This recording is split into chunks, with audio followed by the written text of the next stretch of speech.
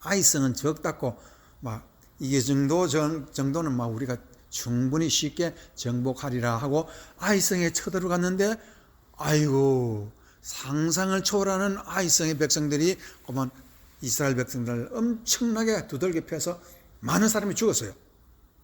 그래서 하나님 앞에 여호수아와 백성들이 울면서 통곡하면서 내 백성이 하나님께 영광을 돌리기 위해서 전쟁을 했는데 이렇게 사람들이 죽었는데 이게 무슨 뜻입니까? 물었더니 하나님께서 너희 속에 양심이 없는 사람 하나 있다 찾아내라. 그래서 하나님께서 여호수아를 통해서 기도를 해보니까 모모 지파의 모모 사람이 그 죄를 저질렀다. 그것이 이제 바로 여호수아 7장 21절에 아간을 잡았어요. 아간한테 물었더니 이와 같이 자기가 고백을 했습니다. 자기가 양심 없는 짓을 했습니다 라고 말하고 있습니다. 이게 뭐냐면요, 하나님께서 왜 적은 아이성은 실패하게 하고 여리고성은 이기게 하고, 그 차이가 뭡니까? 이스라엘 백성은 양심의 백성인데, 양심으로 움직이는 나라인데 양심 없는 짓을 했으니까 네가 하나님 앞에 벌을 한번 받아봐라. 그렇기 때문에 이스라엘 백성들은요, 이스라엘 그 가나안 땅에 들어가기 가장 먼저 무엇을 했냐면은 할례를 받았습니다. 길갈에서. 이 길갈에서 할례의 산에서 할례를 받는데, 할례를 왜 받느냐 하면은요, 양심의 껍데기를 벗기기 위해서 거기서 할례를 받았습니다. 그럼 할례라는 것은 구약 성경에 양심의 껍질을 벗기고 하나님과 우리가 양심적인 이 세상 삶을 살고 가나안 땅을 정복하고 하나님하고 양심적으로 살면은 하나님이 엄청난 복을 주실 거라는 것을 믿었기 때문에 거기서 길갈에서 할례를 했습니다. 그러나 이제 우리는 압니다. 신약 성경에서는 할례보다 더 좋은 세례를 받습니다. 세례라는 것은 예수님이 우리를 위해서 죽으신 것을 물에 들어가고 올라오면서 우리가 예수님의 십자가의 그 정신을 믿는다라는 뜻이지요. 그러면 예수님이 우리를 위해 모든 죄를, 양심을 씻는 죄를 위해서 돌아가셨으면은, 양심이 죄로 예수님의 피로 씻었으면은 거기서 하나님은 무엇을 주십니까? 성령을 주십니다. 그래서 우리는 물세례가 중요합니다. 그것은 구약의 할례와 같은 뜻입니다. 양심의 깨끗함을 우리가 받았다는 뜻이겠죠. 그래서 베드로전서 3장 21절에 보면은요, 물은 예수 그리스도의 부활하심으로 말미암아 이제 너희를 구하는 편이 곧 세례라. 육체의 더러운 것을 제하여 버림이 아니요 오직 선한 양심이 하나님을 향하여 찾아가는 것이라 했습니다. 자, 아주 중요하지요. 할례와 세례는 모두 양심이 하나님을 찾아가는 것이고, 양심이 살아서 하나님을 영광을 돌리는 그 길로만 가고자 우리가 물세례를 받는 것이고, 그렇기 때문에 성령님이 우리에게 이 양심이 깨끗할 때 인도하시고 복을 주신다는 것을 말하고 있습니다. 그래서 여러분이 잘 아시는 사도행전 7장에 보면은요, 참 놀라운 스데반 집사님의 설교를 우리가 잠시 들어봐야 되는데, 그 설교가 얼마나 놀랍고 엄청난 뜻이 있는지 한번 봅시다. 사도행전 7장 51절. 목이 곧고 마음과 귀에 할례를 받지 못한 사람들아. 이게 무슨 말이에요? 이스라엘 백성들이 지금 할례를 받지 못했다는 건 마음의 할례, 마음의 양심의 껍질을 벗기지 못한 사람들, 이스라엘 백성들 보고 그렇게 말을 했습니다. 그러니 너희가 항상 성령을 거스려 그랬습니다. 마음의 양심의 껍질을 벗기지 못하면은 누구를 거스려요? 성령을 거스려서, 성령과 우리의 양심이 임재하는 그곳이 바로 천국이고 예수님의 나라입니다. 그러니까 예수님이 지금 부활하시고 성령을 우리에게 주셨는데도 이스라엘 백성은 아직까지도 할례의 진정한 뜻은 우리의 양심의 껍질을 벗겨내는 그 할례가 무슨 뜻인지 모른다는 것입니다. 그래서 항상 성령을 거스려 너희 조상과 같이 너희도 하는도다. 자, 우리가 여기서 중요한 것은요, 이스라엘 나라가 하나님께서, 예수님께서 완전히 폐허 만들어 버렸습니다. 이유가 왜 그렇습니까? 양심적인 나라로 신정 정치를 해야 하는 나라가 양심 다 팔아먹었으니까 이스라엘은 하나님한테 필요 없는 나라가 되었습니다.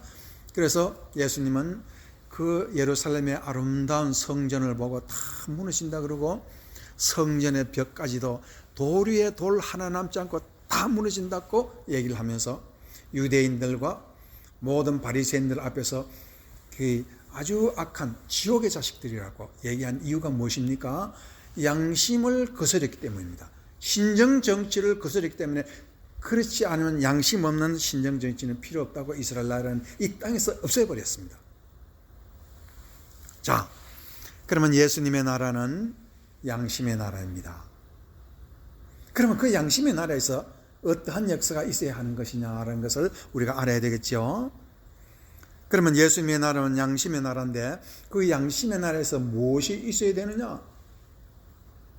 예수님의 나라는 이와 같이 믿음의 나라라는 것을 성경이 말을 하고 있습니다. 예수님의 나라는 양심의 나라요, 또한 양심에서 나오는 믿음의 나라라고 말을 하고 있습니다. 디모데전서 1장 9절, 다음과 같은 말씀이 있습니다. 믿음과 착한 양심을 가지라. 어떤 이들이 이 양심을 버렸고 이 믿음에 관하여서는 파선하였느니라 라고 말하고 있습니다. 여기서 아주 중요한 양심과 믿음에 관한 관계를 설명하고 있습니다. 우리가 교회에 오면은 믿음이 좋은 사람들이 있습니다. 그러나 믿는다 하고 양심적으로 믿지 않는 믿음이 있어요. 행동을 보면 압니다. 그와 같은 사람들은 양심이 파탄을 했습니다. 예수님의 나라의 백성이 아니라는 것을 그 양심이 증명을 하고 행동이 증명을 하고 있습니다. 그렇기 때문에 오늘 디모데전서 1장 19절 말씀 다시 한번 읽어봐야 됩니다. 믿음과 착한 양심을 가지라. 착한 양심에서 무엇이 나옵니까? 믿음이 나오는 것입니다.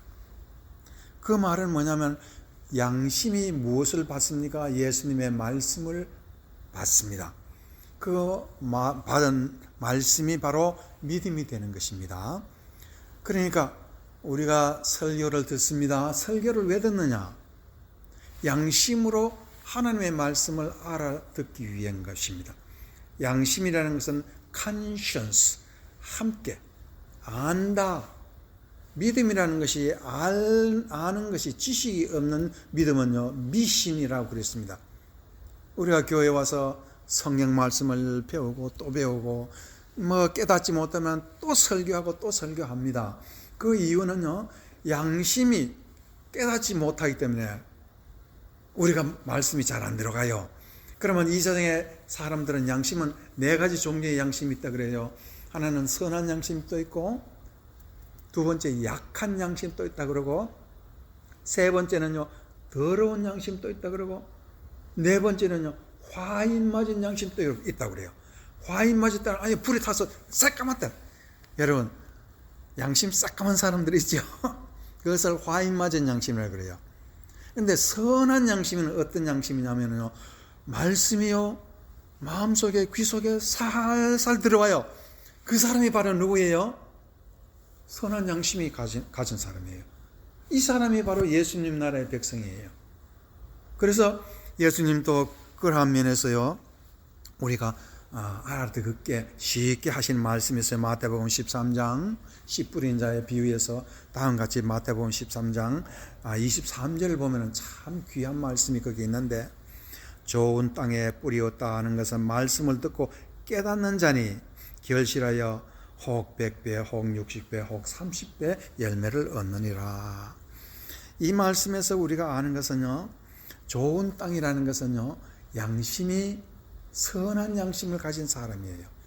선한 양심을 가진 사람은요, 씨앗을 받아들이는 좋은 땅처럼 말씀이, 목사님이 설교가요 옛날에는 안 들리다가 자꾸 귀에 들어와요. 그거 이상하다. 목사님이 귀에 말씀이 옛날에는 이해를 못했는데 자꾸 귀에 들어오는 이유가 뭐냐? 그것은요, 성령님이 우리의 양심을요 저 화인 맞은 양심이라도, 더러운 양심이라도 약하게 만들고 다시 선한 양심, 이렇게 성령이 이렇게 만들어줘요. 이것을 가지고 우리는 뭐라고 하냐면 중생이라고 그래요.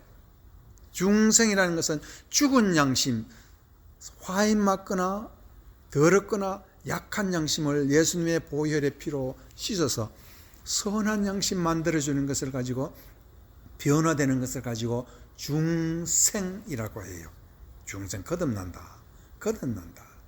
그러니까 우리가 이 성경을 배우고 또 오랜 신앙생활을 하면서 많은 사람들이 신앙의 바로 뿌리를 박지 못하는 사람들이 있어요. 참 이상해요.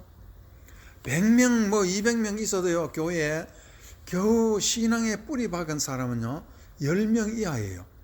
그 이유가 어디 있겠어요? 양심의 뿌리가 박혀 내려가지 못해서 그래요. 말씀이 들어오지 못해요. 그것이 바로 깨닫지 못한다 그래요. 예수님은. 그래서 마태복음 13장 말씀은 굉장히 중요해요. 그래서 우리가 이와 같이 이 믿음이 우리 마음속에 들어가면은 그 다음에 어떤 역사가 있느냐? 이 예수님의 나라는 이렇게 양심의 나라에서 거기에서 믿음이 자라고, 믿음이 자라면 그 다음에 어떤 역사가 있느냐? 오늘 예수님의 나라에 대한 이 세 번째 중요한 뜻을 우리가 알아야 되는데, 그것은 사랑의 나라가 예수님의 나라입니다. 자, 이제 한번 다시 지금까지 들은 거 시간이 거의 다 됐기 때문에 반복합니다. 첫 번째, 예수님의 나라는 무슨 나라? 양심의 나라다. 두 번째, 예수님의 나라는 믿음의 나라다. 그리고 예수님의 나라는 세 번째, 사랑의 나라다. 디모데전서 1장 5절, 우리 디모데전서 1장 5절, 이 말씀은 참 놀라운 말씀입니다. 경계의 목적, 경계라는 것은 하나님의 말씀의 목적, 경계라는 뜻은 예수님의 복음 말씀을 경계라고 이렇게 그리스 말에서 말하고 있습니다. 경계, 성경을 읽고 성경을 배우는 목적이라, 그런 뜻입니다. 경계의 목적은 청결한 마음과 선한 양심과 거짓이 없는 믿음으로 나는 열매 맺는 사랑이라 했어요. 사랑. 그러면 예수님의 나라는 이 사랑이 있는 나라입니다. 그러면 우리가 진짜 믿는 사람은 무엇을 열매로 맺고 사는 사람? 예수님 앞에서 사랑 열매 맺고 사는 사람이에요. 사랑. 얼마나 귀한 사랑. 예수님 날 위해 돌아가셨다는 것을 깨닫고 가슴 치면서, 나는 불쌍하고 어려운 사람 돕지 못했는데 예수님은 내 이 못난 생명 위해서 그렇게 창에 맞고 가시 면류관을 쓰시면서 온 머리에 피가 줄줄 흐르면서 날 위해 죽었구나 하는 것을 깨달아서 나도 남을 사랑할 줄 아는 그 사랑이 나타나는 거예요. 그것이 예수 믿는 나라의 사람들이에요. 그런 사람들은요, 이 세상 사람하고는 달라요. 그런 사람들은요, 이 세상에 찾기가 어려워요. 그래서 예수님의 나라는 이 세상에 속한 것이 아니라고 했어요. 정말 믿는 사람 한번 보세요. 정말 사랑하는 사람 보세요. 그 사람은 이 세상 사람이라고 간주할 수가 없어요. 그러나 이 세상에 그런 사람이 있습니다. 그래서 오늘 말씀의 결론을 내리겠습니다. 오늘 말씀의 결론은 로마서 8장 37절이에요. 로마서 8장 37절.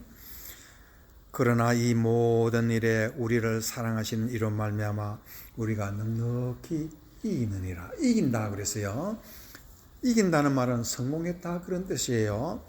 우리가 이 미국에 와서 험한 미국 생활 살면서 우리가 성공했습니까? 성공, 실패, 그 가치기관이 어디 있느냐 하면요, 내 가슴 속에 예수님 사랑이 있나 없나. 8장 31절 다시 한번 읽겠습니다. 그러나 이 모든 일에 우리를 사랑하시는 이로 말미암아 우리가 넉넉히 이기느니라. 예수님 사랑을 깨닫고 내 가슴 속에 사랑이 열매 맺기 시작하면 그 사람은 성공한 사람이고 그 사람은 예수님 나라의 백성이에요. 이제 여러분도 예수님의 이 귀한 말씀을 통해서 천국 백성 되기를 주의 이름으로 축원합니다.